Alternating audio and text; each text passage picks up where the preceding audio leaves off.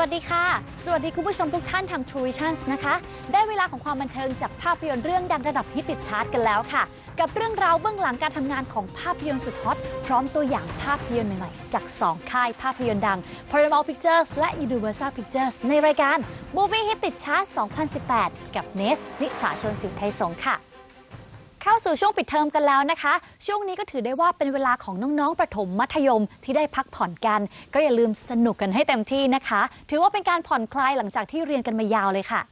และแน่นอนค่ะเพื่อเป็นการต้อนรับปิดเทอมทาง Universal Pictures ก็ได้เตรียมภาพยนตร์แฟนตาซีผจญภัยสุดตื่นเต้นเข้าฉายรับน้องๆกับ The House with a Clock in its Wall บ้านเวทมนต์และนาฬิกาอาถรรพ์เข้าฉายแล้วนะคะวันนี้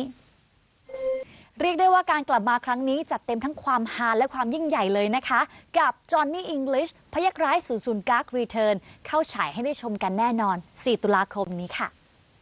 เอาละค่ะตอนนี้ก็ได้เวลาของตัวอย่างภาพยนตร์ใหม่ๆจาก Paramount Pictures และ Universal Pictures กันแล้วค่ะ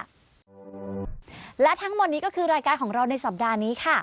ขอขอบคุณสถานที่ถ่ายทำรายการโรงภาพยนตร์คิดซินีมาที่โรงภาพยนตร์ Eastview Cineplex ศูนย์การค้า Central Eastview เลียบทางด่วนเอกมัยรามอินทราและฝากไว้นิดนึงนะคะสำหรับข่าวประชาสัมพันธ์จากโรงภาพยนตร์ในเครือ Major Cineplex ค่ะกับ Movie on Demand บริการโรงหนังตามใจคุณเปิดให้บริการแล้วเพียงเข้าไปที่เว็บไซต์ www.majorcineplex.com/movieondemand เลือกหนังเลือกสาขาเลือกวันที่และรอบฉายที่ต้องการให้นำกลับมาฉายอีกครั้ง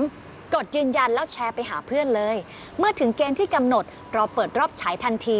ยังมีหนังมากมายรอให้คุณกลับมาชมอีกเพียบยิ่งโหวตเยอะยิ่งมีสิทธิ์เปิดฉายมากเฉพาะที่โรงภาพยนตร์ในเครือ Major Cineplex เท่านั้นนะคะหมดเวลาของรายการในสัปดาห์นี้แล้วค่ะพบกับรายการ Movie Hit ติดชาร์ต 2018 ได้ใหม่ในสัปดาห์หน้าสำหรับวันนี้เนสนิสาชลสิวไทยสงฆ์ขอลาไปก่อนสวัสดีค่ะ